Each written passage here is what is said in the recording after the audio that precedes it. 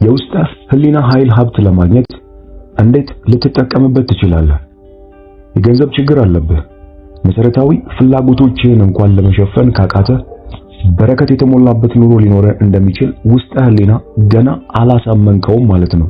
በሳምንት ውስጥ ለጥቂት ሰዓታት ብቻ እየሰሩ ከፍተኛ መጠን ያለው ገንዘብ የሚያገኙ ሰዎች መኖራቸውን ታውቃለህ መቼም።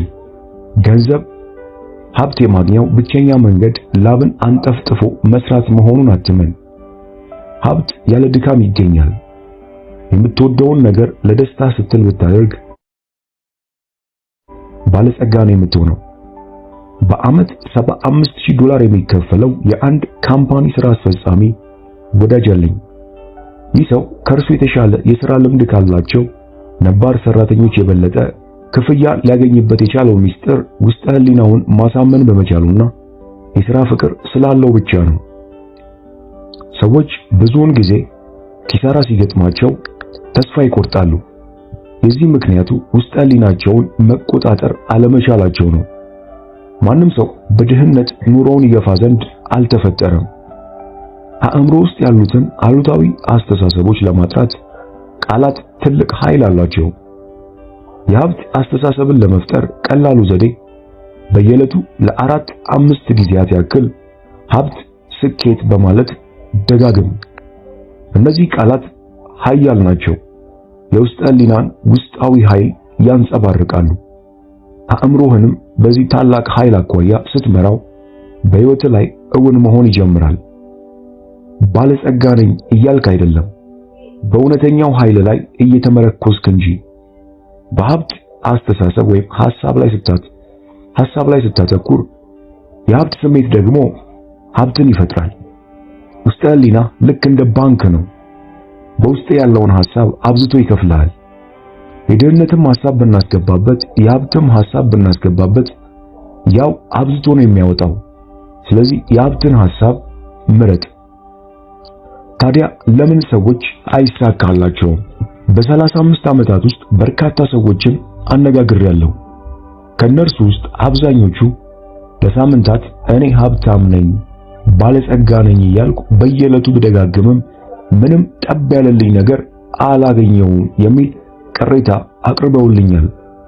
የእነዚህ ሰዎች መሰረታዊ ችግር የሚያስቡትና በውስጣቸው ያለው ስሜት የተለያየ መሆኑ ነው። ውስጥ ህሊና የሚቀበለው የቃላት ድግግሞሽን ሳይሆን ውስጥህ በትክክል የሚያምንበትን ነው። የአእምሮ ግጭትን ለማስወገድ በየዕለቱ ከእንቅልፍ በፊት በቀንም በማታም በሁሉ ነገሬ እየበለጸኩ ነኝ ማለትን ደጋግም። ይህ ከውስጥ ህሊና ጋር አይጋጭም። ከፍርሃት የመነጨ አሉታዊ ሐሳቦችን የምታብላላና በቃልህም የምትደጋግም ከሆነ የገንዘብ መጠኑ ያልተጻፈበት ቼክ እንደመፈረም አድርገህ ቁጠረው። በዚህ ቼክ ላይ ተቀባዩ የፈለገውን ያህል የገንዘብ መጠን ጽፎ ሊወስድ እንደሚችል እነዚያ የፍርሃት ሐሳቦችም ውስጥ ህሊና እንደ ጥያቄ ተቀብሏቸው በእንቅፋት መልክ እውን ያደርጋቸዋል። ላለው ይጨመርለታል፣ የሌለው ከጉድለቱ ይቀነስበታል። ውስጥ ህሊና በውስጡ ያለውን ማንኛውንም ነገር እውን ስለሚያደርግ አእምሮህን በገንቢና አዎንታዊ ሐሳቦች ወጥረው።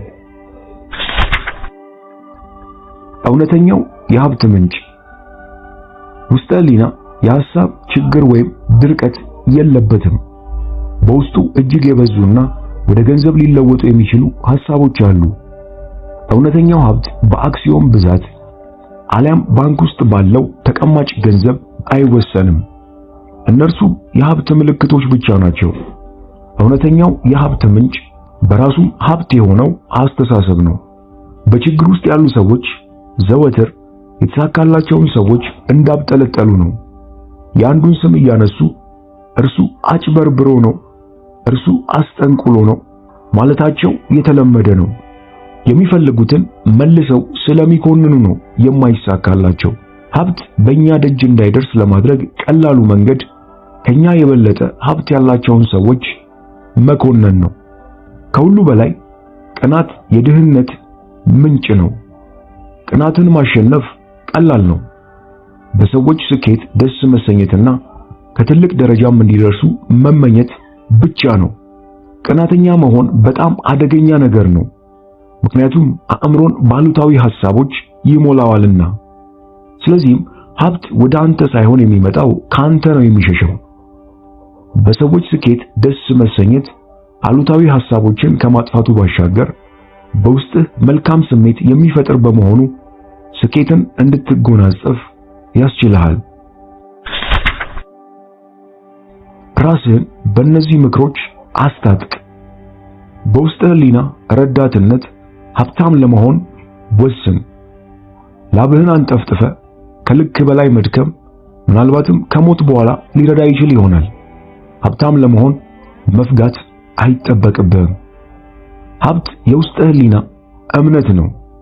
የሀብትን ሐሳብ በአእምሮ ላይ አትም። በየዕለቱ ወደ መኝታ ከማምራት በፊት ለ5 ደቂቃ ያክል ሀብት የሚለውን ቃል በጽሞና ብትደጋግም ውስጥ ህሊና እውን ያደርገዋል። የሀብት ስሜት ሀብትን ይፈጥራል። አእምሮህና ልቦና ወይም ውስጥ ህሊና መስማማት አለባቸው።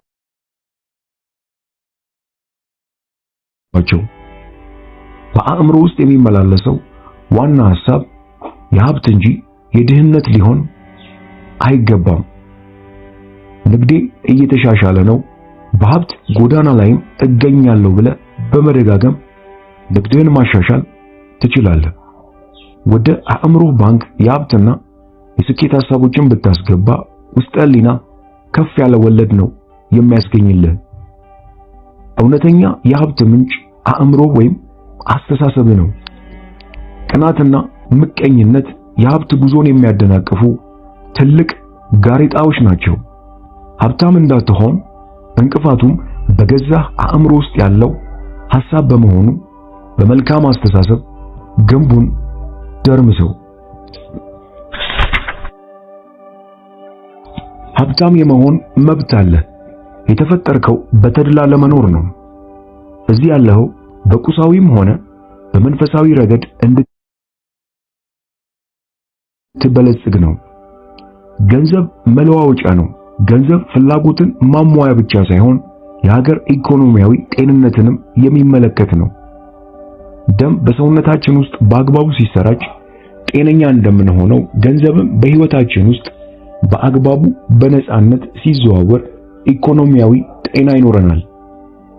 ሰዎች ገንዘብን መሰወር፣ በሳጥን ውስጥ ቆልፈው ማስቀመጥ ሲጀምሩ የኢኮኖሚ ጤናቸውም ይቃወሳል። ቀደም ባሉት ጊዜያት ሰዎች የተለያዩ ነገሮችን በገንዘብነት ይገለገሉ ነበር።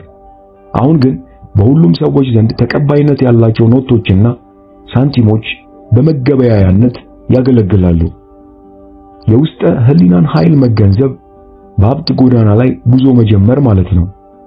ሕገ አእምሮን በቅጡ የተገነዘበ ሰው በማንኛውም ሁኔታ ውስጥ በጦርነት ጊዜ እንኳን ቢሆን የተትረፈረፈ ሀብት እንደሚኖረው ያውቃል። ለዚህ ምክንያቱ ገንዘብ በህይወቱ ውስጥ በነጻነት እንደሚዘዋወር በውስጥ ህሊናው ማመኑ ነው። በአንጻሩ ግን መርሳት የሌለበት ነገር ከሁሉ በላይ ገንዘብን ያለመጠን ማፍቀር አቅልን ማሳቱ ነው። ኃይልንና አቅምን በአግባቡ በኃላፊነት ስሜት መጠቀም ያስፈልጋል። ከገንዘብ ፍላጎት ተጨማሪ ለአእምሮ ሰላም፣ ለደስታ፣ ለፍቅር፣ ለሙሉ ጤንነት መሻት ያስፈልጋል። ገንዘብን ብቸኛ ዓላማ ማድረግ የተሳሳተ ምርጫ ነው። ብቸኛው ፍላጎትህ ገንዘብ መስሎ ቢታይም የኋላ ኋላ እነዚያን መልካም ነገሮች ነፍስህ እንደምትሻ ማወቅ አይቀርም። ድህነት የአእምሮ ህመም ነው። ከድህነት ምንም የሚገኝ መልካም ነገር የለም። አካላዊ ህመም ሲገጥምህ አንዳች ችግር በአንተ ላይ መኖሩን ታስባለህ። ከህመም ለመፈወስም እርዳታን ትሻለህ። ልክ እንደዚያው በህይወት የገንዘብ እጥረት ሲገጥምህ አንዳች የተጠናወተ ችግር እንዳለ ማወቅ ይገባል። በውስጥ ያለው ህገ ህይወት ማደግ መበልጸግ ነው። ስለ ገንዘብ ያለህን አጉል አስተሳሰብ ማጥራት አለብህ። ገንዘብ እርኩስ አድርገህ በፍጹም አትቁጠር። እርኩስ ስታደርገው አንተ ዘንድ ታርቀዋለህ። የምታወግዘውን መሳብ ከቶ አይቻልህምና። ገንዘብን እወዳለሁ፣ በአግባቡም እጠቀምበታለሁ። ገንዘብ በህይወቴ እንደ ልብ ይዘዋወራል። ገንዘብ በጣም ጥሩ ነገር ነው፣ ለመልካም ነገር ብቻ እጠቀምበታለሁ በል እያልክ በመደጋገም ስለ ገንዘብ ያለህን አስተሳሰብ ማስተካከል ትችላለህ። አንድ ሳይንሳዊ አሳቢ ገንዘብን እንዴት ነው የሚመለከተው? ለምሳሌ ወርቅ፣ ብር፣ ሊድ፣ መዳብ ወይም ብረት ከምድር ውስጥ አገኘ እንበል። እነዚህ ነገሮች እርኩስ ትላቸዋለህ? እርኩሰት ሁሉ የሚመነጨው ከሰው የጨለመ ግንዛቤ፣ ከድንቁርናና እንዲሁም ለሕይወት ካለው የተሳሳተ ግንዛቤ ነው። እነዚያን ማዕድናት በመለዋወጫነት ወይም በመገበያየት መጠቀም እንችል ነበር። ነገር ግን የብር ኖቶችና ሳንቲሞችን እንጠቀማለን። እነርሱም እርኩስ አይደሉም። የፊዚክስ እና የኬሚስትሪ ተመራማሪዎች በአንድ ብረትና በሌላ ብረት መካከል ያለው ልዩነት በአስኳላቸው ውስጥ ያለው የኤሌክትሮን ብዛትና እንቅስቃሴ የሚፈጥረው መሆኑን ደርሰውበታል። በአሁኑ ሰዓት አተሞችን በከፍተኛ ጫና ውስጥ በመክተት ወደ ሌላ ንጥረ ነገር መለወጥ ችለዋል። ወርቅን ወደ ሜርኩሪ መለወጥ መቻሉ ይጠቀሳል። ዘመናዊዎቹ ሳይንቲስቶች በላቦራቶሪ ወርቅ፣ ብር ወዘተ መስራት የሚችሉበት ቀን ሩቅ እንደማይሆን ተስፋ አደርጋለሁ። በኪሳችን ያለው ወረቀትም በአተሞች የተዋቀረ ነው። ወረቀቱ ከወርቅ አሊያም ከብር የተለየ የሆነው በአተሞችና ውስጡ ባለው ኤሌክትሮኖች ወይም ፕሮቶን ነው።